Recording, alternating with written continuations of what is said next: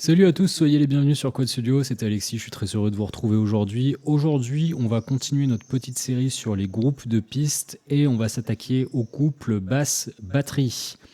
Avant de passer à la suite, juste pour vous dire, si vous voulez prendre des cours de MAO, n'hésitez pas à m'envoyer un message sur Facebook et sachez que tout est fait pour être facile sur mon site sur quadstudio.fr.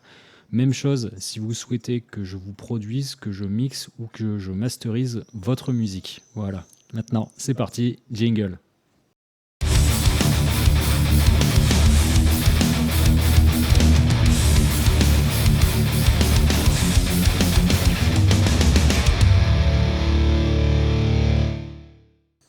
Donc on se retrouve dans notre mix.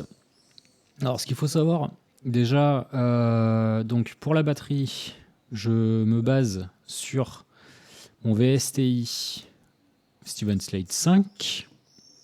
Donc là, ce sont les grooves.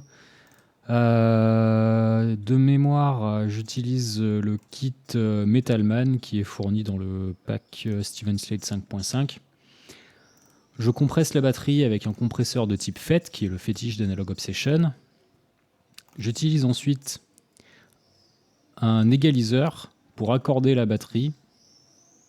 Ça peut peut-être vous sembler bizarre, mais si vous avez suivi les nouveautés sur mon site, vous saurez que ça ne l'est pas tant que ça. Donc pour accorder, je me base sur la fondamentale, sur la fondamentale du kick, c'est-à-dire à 73.2 Hz, c'est le deuxième octave de la note de Ré, parce que je joue en Ré, que mes morceaux sont accordés en Ré, qu'en général c'est la fondamentale des morceaux tout simplement. Le point de pression qui est situé une octave au-dessus est baissé de quelques dB aussi, et ensuite le reste je ne touche pas. J'utilise un booster de low end. Le low end, pour ceux qui me suivent depuis quelques temps, c'est un outil que vous connaissez. Pour la basse, je fais vite parce que le sujet de la vidéo n'est pas les pistes, les pistes en particulier, mais plus les groupes. Donc pour la basse, j'utilise le GK Amplification de Audifex. Ensuite, j'utilise... Ah oui, pardon. Comme pour les voix, je fais une légère égalisation du low end en tout début de course, c'est-à-dire que je supprime quelques fréquences là en dessous de 76.2 Hz, de manière à rendre la basse un peu plus lisible. Ensuite, un élément qui me semble très important, c'est le fait de booster le drive de la basse, c'est-à-dire que j'utilise une saturation parallèle de type FET aussi, donc pas beaucoup de lampes sur au niveau du couple basse-batterie. J'utilise une saturation, pourquoi ? Pour énerver un peu la basse, pour la rendre un peu plus vénère, un peu plus qu'elle rentre un peu mieux dans le mix, et au passage, ce type de traitement permet d'accentuer la brillance en plus de l'aspect énervé de votre basse. Si ça accentue la brillance, gardez en tête que ça vous permet aussi potentiellement de changer moins souvent de corde de basse lorsque vous enregistrez, donc de gagner un peu d'argent et aussi de se dire qu'on produit un peu, qu'on consomme un peu moins bêtement. Ensuite, un égaliseur pour augmenter la fondamentale. Ensuite, on diminue au niveau du point de pression. C'est le même traitement que partout, ça, hein, vraiment. Ensuite, j'utilise un élargisseur de stéréo, mais pour diminuer l'image stéréo de ma basse. C'est-à-dire que je veux vraiment qu'elle soit recentrée dans l'image stéréo, qu'elle soit vraiment au centre, que la batterie soit un peu là, que les guitares soient là et que la voix soit dans cette zone-là. Vous voyez l'idée ? Ça, c'est vraiment l'idée, donc d'avoir une basse qui est vraiment, vraiment au centre, et ensuite un accordeur. Donc ça, ce sont les traitements que j'applique pour chaque élément du couple basse-batterie. Vous notez que pour la basse, par exemple, j'utilise pas le low end que j'utilise pour la batterie, mais que j'utilise aussi pour les guitares. C'est-à-dire qu'en fait, ça va peut-être vous paraître un peu paradoxal, mais je ne souhaite pas accentuer le côté low end, le côté bout sonore de la basse. Je considère qu'il y en a déjà assez comme ça, et au contraire, vu qu'on est dans du métal, qu'on est dans une musique qui requiert de la puissance, mais aussi beaucoup de lisibilité, beaucoup de clarté, parce qu'on a généralement beaucoup d'informations qui viennent les unes derrière les autres, en fait, je préfère opter pour un traitement de la basse qui me permettra d'en accentuer la clarté plutôt que l'aspect vraiment envahissant. C'est un choix.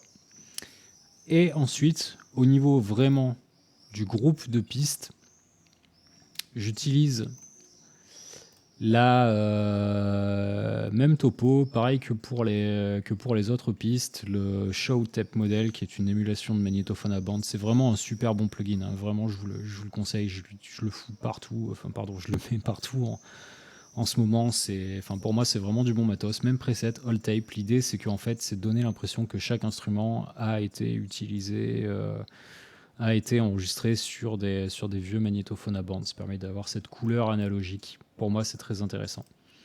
Et enfin, on a ici un traitement assez intéressant, enfin, comment dire, un peu différent plutôt du low end, c'est-à-dire que pour le couple basse-batterie, ce que je fais en fait, c'est que je garde. On retrouve un peu peut-être la même philosophie que pour le reste, mais c'est-à-dire qu'en fait, au niveau de l'image stéréo, j'ai gardé un crossover à 500 Hz, qui est le réglage basique, mais j'ai diminué à 0% l'image stéréo au niveau des fréquences aiguës, c'est-à-dire que je fais en sorte que et je ne touche pas. Non, pardon.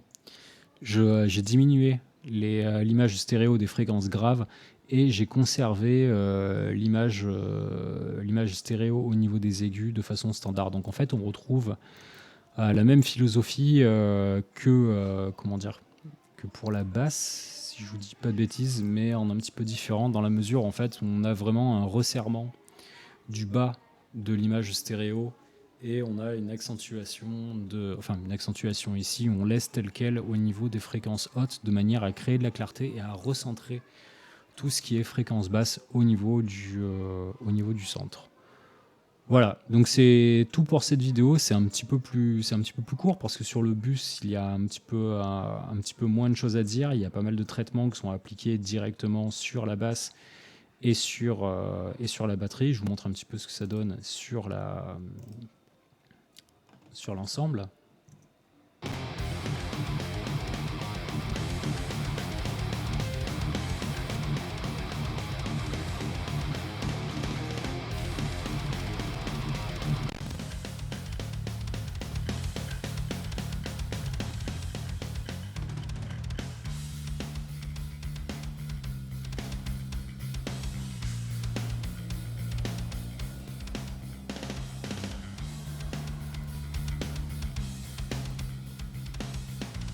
Vous voyez, c'est vraiment léger.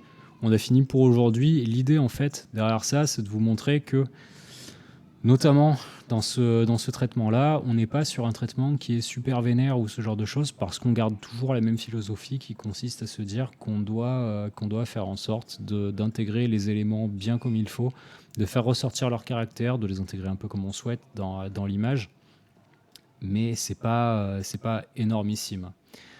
Voilà, on en reste là pour aujourd'hui. J'espère que cette vidéo vous aura plu, qu'elle vous aura donné des bases d'inspiration.